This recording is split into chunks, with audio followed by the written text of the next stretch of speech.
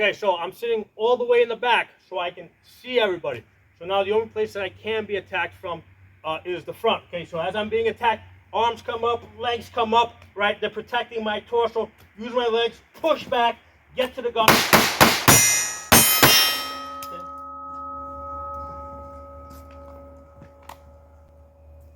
So in that situation there, what I did is, now mind you, the target's a lot further away because I'm shooting steel. I'm shooting it with a 22, all right?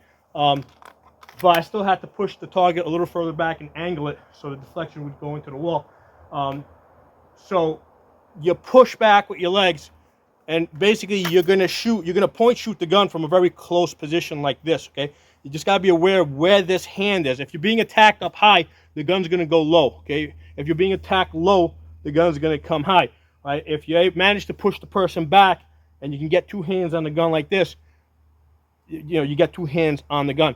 If they're far enough away that you can go to full extension to get line up your sights, then you'll do that as well.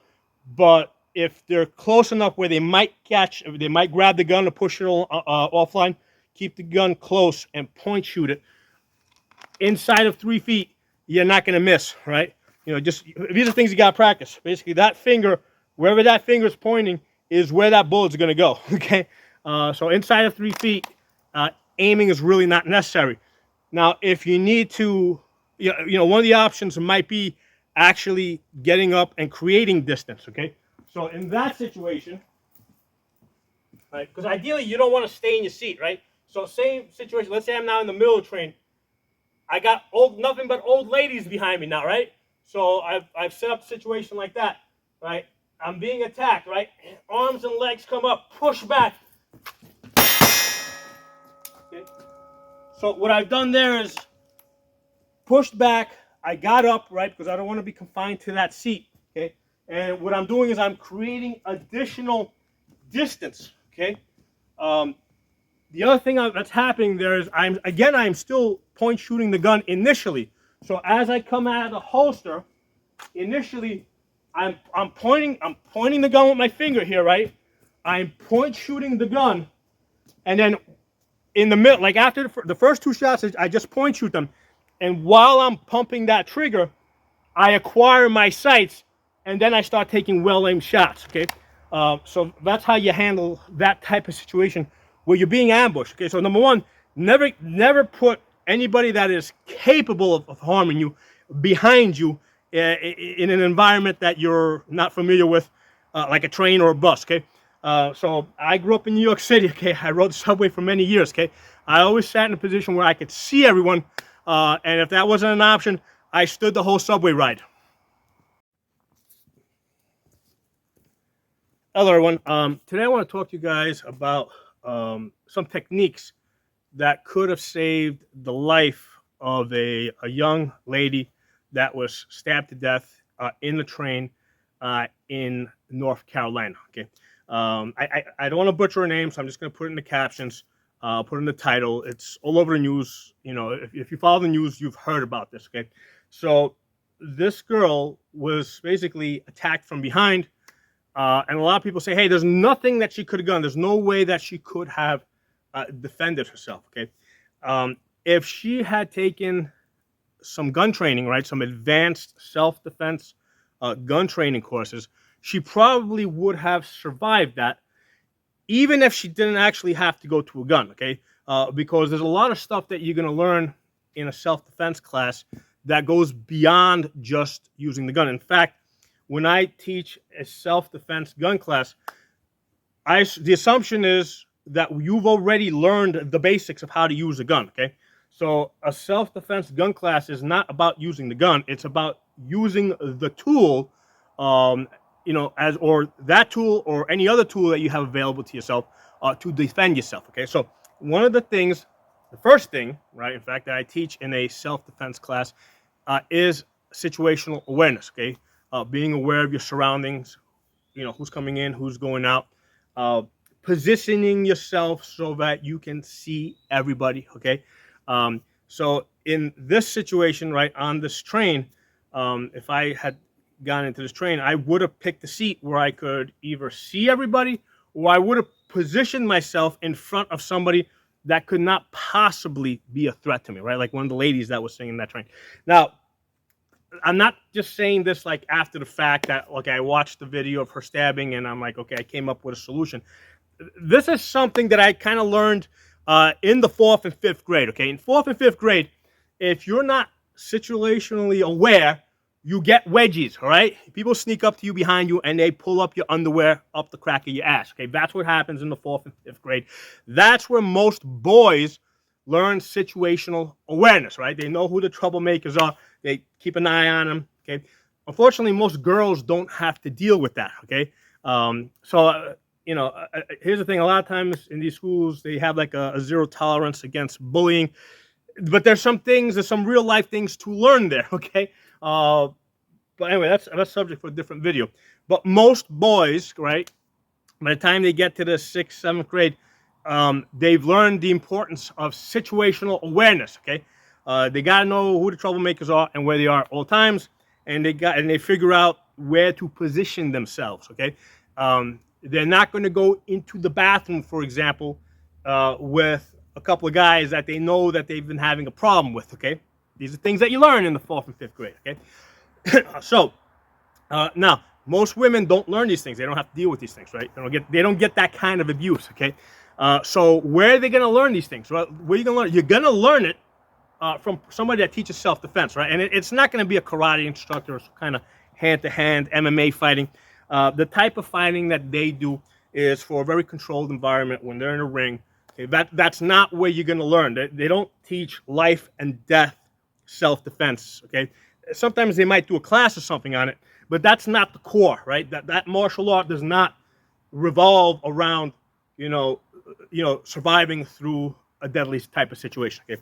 So the place where you're going to learn this, okay, is by taking an advanced self-defense gun course, okay? And usually before I even let anybody sit through a class like that, I got to know that they know how to use a gun, okay? So I have to have trained them on gun use, or I have to have proof that they've gotten gun training somewhere else. And usually even before the class even starts, I'll have them do some shooting so I can see how competent they are. But at the point that the class starts, it's no longer really about learning. It's not about learning to use the gun for the sake of itself. At this point, we're learning survival, and the gun is just one of many tools that's available to us that we're using. Okay, so the first thing, right, that we talk about, the first thing that we focus on, is situational awareness, and basically picking your ground. Okay, in that kind of situation where that girl was, again, stabbed on that train, had I gone into that train, okay, and this is, I grew up in New York City. I rode subway for many years, okay? When I go into a subway train, I sit where I can see the entire train, okay? I'm not going to put my back to, somebody that looks threatening or could potentially be threatening, okay? So if I got to sit in front of somebody, right, where I can't see them, I'm going to pick some little old lady or something, right? Again, not that necessarily that every man in that train is a threat, but if you have the ability, the potential, the capability of being a threat, I'm not going to, put my back to you on a subway train, okay? So again, these are things that I learned, by the time I was in 8th grade, I was riding the subway, I knew these things, okay? Because again, I grew up in the city. Guys talk to each other about this sort of stuff, okay? So men are more likely to be aware of these things, whereas women are less likely to be aware of these things. In fact, women train for the exact opposite, okay? Women train themselves to avoid guys, right? They avoid that eye contact because they don't want to be hit on, okay? So a lot of times you go to the gym, you got the women, they got the headphones on, and they're avoiding contact with everybody. And that's the exact opposite of what they need to be training, because we're all creatures of habit, okay? So again, when I go into a room, I'm looking at everybody in the room. I want to know who they are. I want to know who's going in and out. I want to know where the doors are, the exits. I want to know all these things, okay? Women don't think about these things. So I've been doing this all my life. So I don't even have to try to do it. It just happens normally, okay? With women, because they train to avoid that eye contact so that they don't get hit on and be put in that uncomfortable position, they train themselves to not see things. Okay, so that's basically an imitation to get killed. Okay, so what they're doing is they're avoiding the small problem of having to tell somebody that they're not interested. Okay, to they're avoiding that problem, but they're inviting the much larger problem, okay, of getting killed. Okay, so that's so that needs to change. Okay, that's a cultural thing that needs to change, where women intentionally don't look at the surroundings. Okay, so with this type of a situation now, where that girl was in the train, the first thing that she should have done was pick a better seat. Okay, again, keep track of who's coming in, who's going out. She sees somebody come in, he sits behind her. That might be a good, get up and move. Okay, even if it's to get up and go look at the map on the wall, right? Again, these are things that, slide things that you learn growing up in the city. I'm not just gonna get up and go move to another seat. I'm gonna get up. I'm gonna go pretend to look at the map on the wall at the subway stops, right? Because I don't want to, again, invite a problem with somebody thinking, oh, why did I get up? Why did that guy get up? He doesn't want to sit next to me, So I'm gonna go look at the map on the wall, and then I'm going to go sit down in a different seat that puts me in a better tactical position. Okay. So again, these are things that, you're not going to learn this from a liberal arts teacher, right? You got to go to a gun class. You got to go to an advanced gun class. You're going to have to go through a couple of the early classes where you learn to shoot a gun. So eventually you can graduate to an advanced class where you're actually learning self-defense. And again, the gun is at that point, the gun is a small part of this thing. Okay. So with the situation where this girl was in, she actually did the right thing in terms of, after she was attacked, what did she do? Right? She curled up into a ball. She put her arms up and her knees up, protecting her torso. Okay. So that came instinctively to her. Okay. And I am going to include a picture so you guys can see that. Okay.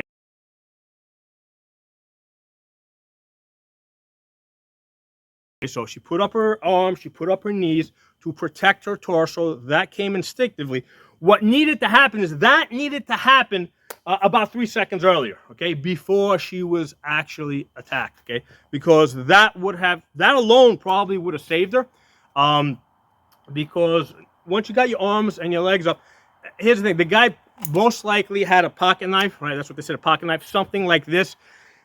Something like this, in order to actually kill you, it's got to really penetrate pretty deep, right? So if your arms are in the way, right, and he's not going to get full penetration, okay? You're going to get cut, okay? Getting cut is one thing. You are going to get cut, but you're not going to die, okay? So she needed to get her arms and her legs up, which she did, but again, she did it about 3 seconds too late, and in order to do that, she had to see this happen, right? She had to see this threat approaching her, and the only way you're going to do that is if you can see. That's got to be in front of you. Okay, so having the dude behind her, right? And it could have been anybody, all right? Could have been anybody, where she's got absolutely no way of knowing what's going to happen. That is what got her killed. Okay, not knowing. The not knowing part will get you killed. Now, what happens after that? Okay, so basically she puts her arms up, she puts her legs up. The guy's in some alternate reality where she had taken a gun course, right? The guy's stabbing away from her, okay? So she's here. She's up like this. I can't get my legs up, right? Push, okay? She could have easily pushed him back with her feet, which were already up. They instinctively came to that position. So this is important, right? We want to work with our natural instincts. Okay, so in a situation like that, your hands are going to come up. In fact, a lot of times I train people to come here and then go to the gun and come out to your position. Okay, the reason is because that's where you're gonna be from. You're gonna be here, then you can go, but your hands are naturally going to be up. All right, that's just what naturally happens. And again, here's a girl that probably had never gotten any type of training, and she instinctively got her hands up and her legs up, but she just did it 3 seconds too late. So you might say, hey, how's this girl going to push this big guy back? Listen to that. I got 3 kids. Okay, I've changed enough diapers. Okay, a 3-year-old toddler has more than enough strength in his legs to push big 250-pound me, right? 250 pounds, they can easily push me back, okay? And that's a 3-year-old toddler, okay? So this girl had more than enough strength in her legs to push this dude off, okay, if he's trying to stab her, okay? And that would have changed everything, because from there, okay, she basically would have pushed him off and then moved, okay? And here's the thing, initially I thought that there was nobody in that train that was willing to help her, okay? Because that's what it looked on the first video that I saw. But then I saw that, hey, about, I don't know, 15 seconds later, actually this was after the guy got up and I think went out the door at some point. And so the guy did actually, somebody did go over to her, right? Did get up. So what she needed to do was buy some time, some 15 or 20 seconds. That, and that would have been pushing off, okay? Pushing the dude off and getting up and moving, okay? That would have saved her life. But again, that, if she had been aware that she was about to get stabbed, the rest of the things would have naturally fell in place, okay? Because like I said, you don't have to, if somebody's being attacked, you don't have to actually train them. I mean, we'll still drill it, but then naturally arms are going to come up, legs are going to come up in that type of situation, and they're going to naturally just push off, okay? They're going to push you off, and that is going to buy you the time that you need, okay? Now, suppose the guy kept coming at her. What do you do from there, right? Now you got a lot of options. If you got a gun, right? Right now, if you got a gun, now you've got options, right? Most likely, if she just was able to survive the initial attack and push the guy back off, the guy probably would have stopped his attack. That is what's most likely to have happened, okay? But if he had kept coming at her, yeah, now you need a gun, okay? You need if you're a woman, small girl like that, you need a gun. Now, a lot of times women will say, hey, but what if I take boxing classes and if I take MMA classes? Listen, let's put things into perspective here for a second, okay? And this has been tested out many times. You take the best female MMA fighter woman, right? Best female MMA fighter, and you put her against the worst MMA fighter, okay? The worst dude is going to beat the best woman, okay? I mean, that's just how fighting is. When you're in a situation, size counts, weight counts, okay? So in a hand-to-hand fight, the bigger person is usually going to win. You can overcome that with some skill, okay, to a certain extent. But if you've got two people who are relatively equal skill, or even if there's some disparity, right?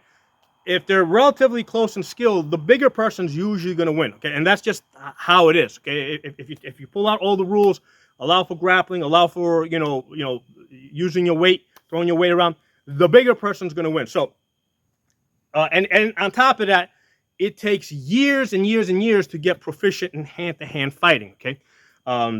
Whereas gun training, I mean, you can get pretty good pretty fast, at least to a level where you can defend yourself. And in a situation like that, you have, you have a guy there that's probably has no training, right? He's just a wacko that goes around stabbing people, right? If the girl had some training, she definitely would have survived that type of situation. Okay, so let's go back to, okay. So the guy is attacking her. She pushes him off, okay, and he's still coming at her. Okay, what you do is from that, remember, your hands are up. You come here. You're basically shooting from here. You're not going to extension because the guy's probably like 2 feet away from you, right? You go to extension, the gun's going to get knocked offline or it's going to get taken from you, right? You come out, you come close here, right? Or close, up here like this. Careful not to put your hand in front of the gun, okay? But you're going to come into this close retention position and you're going to shoot from here. And what I want to do is I'm aiming at the hip area, not the chest in that type of situation, because I don't know, I didn't see the surroundings, but I train people to assume that there's always, in a situation where you're ambushed, there might be other people behind the guy that you're shooting, okay? So I want to be shooting from a high angle down, okay? So I'm either going to be up here shooting down, right? So if the bullets pass through, they'll go down that way, okay? or if I can't get this high, right, maybe because I'm being grappled up here, I'm going to be shooting into the hip area, okay? Now, you might say that, hey, shooting somebody in the hip is not going to have the same effect as shooting somebody, in the chest. It's not going to drop them as fast. I mean, listen, in a situation like that, you're gonna pretty much dump the magazine, right? Especially if you're carrying a small compact gun that only has like 6 or 7 rounds. You're pretty much gonna dump the magazine, okay? And at that distance, you're not aiming. You're not going to your sights. Right? You're coming up. You're going to the hip, or if you're coming up here, you're going maybe a little bit higher. You're probably going to dump, because remember, this guy's all, he's all sugared up. He's all on his adrenaline, and he's attacking. He's probably not going to feel those shots. So you got to put a lot of firepower on this guy to get him to stop. Okay, you got to basically shoot him in the hip to the point where he can't stand. He can't stand on a broken hip. Okay, so let's play this out the way this would work. Now, normally if I'm doing this with a student, what I'll do is I'll put a paper, like a cardboard target, in front of them to avoid the splatter coming back. Okay, what I've done here is I didn't feel like getting out a cardboard target, so I situated this chair so that the bullets kind of deflect off the steel. And what I've done is I'm shooting with a 22. Okay, so 22s are great training guns, and also 22s are notorious for jamming up. Right, so if the gun jams up on you, you do a tap rack. Work that into your drill. Don't pause and be like, duh, the gun doesn't stop working. Tap, rack, keep shooting, okay? So this is something that has to be drilled, even with a 9mm, because here's the thing. Normally when we're shooting and we're coming out here, we're pushing into the gun.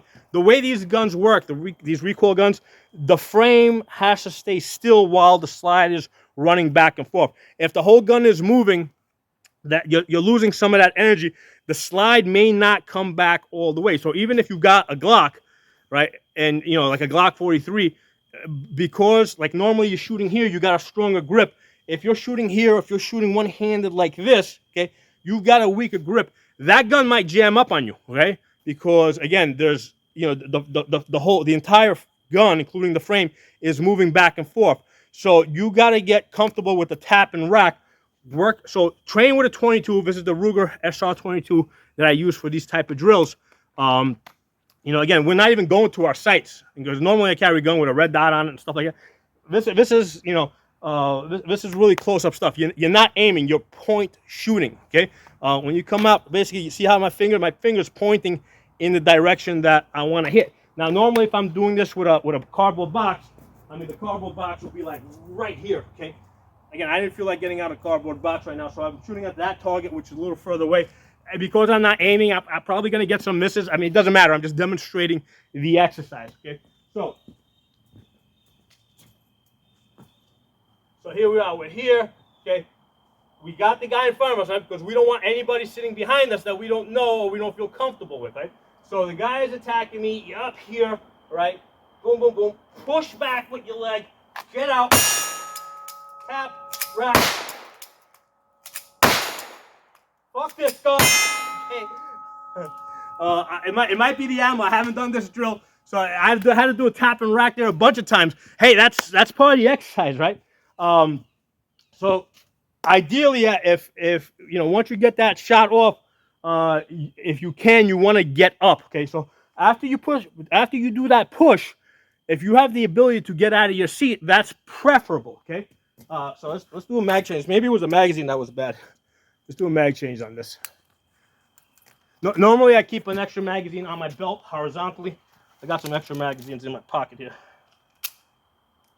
Run the chamber. So this is a single action, double action. Okay, so again, this is normally is a really good gun for this type of drill, except when it's jamming. But again, work that into the drill, man. Don't let it bother you about it's jamming. Okay, so ideally, we're here, we're attacked. We push back, get up. Okay, it was a magazine. Okay, so get used to moving on. Get used to moving and shooting. A lot of time, one of the things that people have said, 21-foot rule, right? You can't win a knife fight inside of 21 feet. Here's the thing: you can win that knife fight. Okay, I'm not saying you're not going to come out of it with some scratches, right? You might get scratches, but hey, scratches here is not a big deal, okay? Even scratches here is not, getting sliced, that's not going to kill you. Getting stabbed is what's going to kill you, okay? So that penetration is what's going to kill you. So we have to accept the fact that we might get cut up, okay? We're looking to survive this thing, right? We're not looking to come out of this looking pretty, okay? So let's do this again, now that I got a magazine in the gun that actually works. So we're here. Get the fuck back. Get back here. Okay. So what happened there? Like I said, that's a lot further than I normally that target should be right here, right? That's where the paper target is. So, but what happened there? I came out. I'm point shooting as I'm moving away. As I'm creating distance, right? I got a couple of shots off. At some point, I was able to actually transition to my sights, and I was able to get an accurate hit on target. Okay, so as you back up, right, as you come out, right, you're point shooting, but while you're point shooting, while you're working that trigger finger, you're hunting your sights. Okay, so you come out, boom, boom, boom, boom, boom. There you go. I got my sights. Okay, so in this type of a self-defense type of scenario, right? I mean, you're not going to do it anyway, right? It's not natural. But you don't go to your iron sights first before you start pulling the trigger, okay? You point the gun, you start pulling you start pumping that trigger, right? And then you acquire your sights and you take some accurate shots, okay? So these are things that you gotta drill, right? These are things that you gotta practice. It's not, and again, it's not about the gun. It's about, and here's the thing, I'm not, in fact, if you guys notice, I didn't even mention anything in this video about come to me for training, right? Go wherever you want, okay? It's not about that. I'm not trying to sell anything here. I'm giving you guys the information for free, okay? This is the type of training that you got to do. What you do need, though, is a place that will allow you to do realistic training, okay? Because a lot of gun ranges, basically, you got to sit there, they won't even let you come out of the holster and shoot, right? That's not realistic. So you need to find a place where you can do realistic training, the kind of stuff that I'm doing right here, okay? Let's do, so again, I like to keep the holster horizontal here. Let's do a tactical reload here. So I'll get this out, pull this in. Oh, that was, yeah, there should be one round. Yeah, they got one. That was actually my last round. I got one round in the chamber. So again, and you gotta do repetitions with this, man. Just go through it, man. And again, I know I got one bad magazine here now, right? I know one of these magazines was bad in here. You know what? I'm keeping it, right? It's actually going to be very useful for training me and for me training other people where, hey, you don't know if the magazine's bad. Figure out what you got to do when the gun's not working, okay? Let's do this again.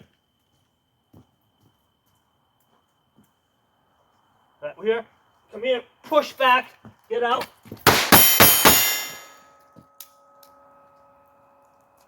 Okay, so after I'm done shooting, cover up the gun, right? I do my scan. Okay, now, why am I doing that scan? Okay, so the reason why I teach people to do that scan is, aside from the fact that we're looking for other threats, right? We're breaking tunnel vision, right? Because otherwise, if you don't drill in that scan and assess, after you take those shots, you're gonna be there and you're gonna freeze, and you're gonna stay there. Okay, and chances are nobody's even gonna approach you in the train because they're afraid that you might shoot them too, right? So everybody's going to be frozen in that train, okay? So what's going to happen is the train's going to come to the stop, the door's going to open, the cop's going to be there, and they're going to see you with a gun like this frozen, and they're going to freaking shoot you, okay? So that's why we cover up the gun. We do the tunnel vision so we can kickstart our brain to figure out what it needs to do next, okay? Which is get the gun back in the holster, okay? Getting the gun back in the holster is really, really, really important, okay? Now, if I have the ability to move, right? So let's say I push this guy back, because he might just be a drunk. We don't know. We're now playing through this situation where this girl was in, where this guy was committed to stabbing her, right? And presumably he would have, after she pushed him back, he would have immediately came after him, okay? But you might have a situation where the dude's just drunk, right? Or he's completely incompetent, he's on drugs or whatever, and after you push him back, he just falls over, okay? So you got to also drill that possibility, okay? So you're here. You're being attacked. Push back. Get back, man. Get back. Okay? He's no longer coming after me, okay? He's staying on the ground, okay? So you also got to drill for that possibility. So you can't just look at this one situation, the way it unfolded, and assume that that's the way it's always going to play out, okay? You have to drill in different scenarios. And one of the things that I will do in the advanced classes is I will actually role play with people where we put the real guns away and we bring out the plastic airsoft guns, okay? And for this drill, the real guns have to be away, like nowhere in the room, okay? So everybody's got these plastic guns or plastic knives that are obviously plastic, okay? And now we do role-playing drills, okay? Where we do different types of simulations. So people can figure out, at what point do they go to their gun, okay? Is it, in some situations, is it enough to just back away, okay? So again, this is something that people have to actually experience. So one of the things I'll tell people is, when it comes to training, right, don't just think about the gun training, okay? That's just one aspect of the self-defense training. Also think about everything else. And we can do the gun, I mean, we can go so far with a real gun on fake targets, okay?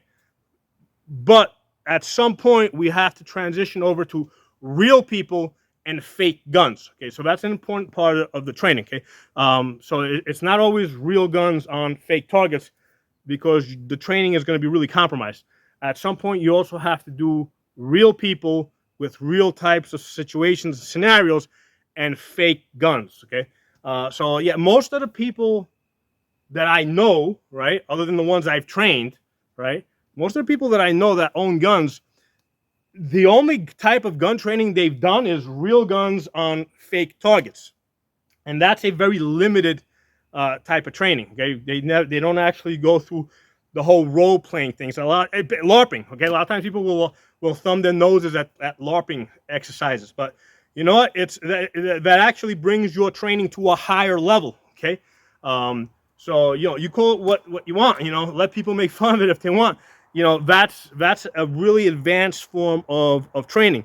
Doing this, this live action role playing where you're working up different scenarios, right? Or the instructor's working up different scenarios, and a lot of times it can involve multiple people, and it's forcing you to think your way through it. Either sometimes you have the time and you have the ability to think fast, right, or think slow, right? And sometimes you got to think really fast. So you got to figure out what you got to do. So so I'll go through this with people. So that's the type of training that you need if you're really interested in self-defense type of training. And here's the thing: it's not just about the gun. Okay, the gun is just one tool. All of the stuff that I've been talking about in this video, like about how the situational awareness stuff and how she could have pushed the dude off with her legs. Okay, if the attack had been from behind. We're not even talking about a gun at that point, right? That alone probably could have saved her life, right? If the attack was from the front, she had her arms up and her legs up the way she actually did, right? She did that. She naturally, instinctively did that, okay? And from there, she was in the prime position to push back, which I think she would have instinctively done, because my 3 and 4 year olds, were doing that, okay? So she's going to do that, right? But the main point there is knowing in advance, because she did everything correct, but she did it 3 seconds too late. So, okay, so drop some comments. Let me know what you guys think, and I will talk to you all soon.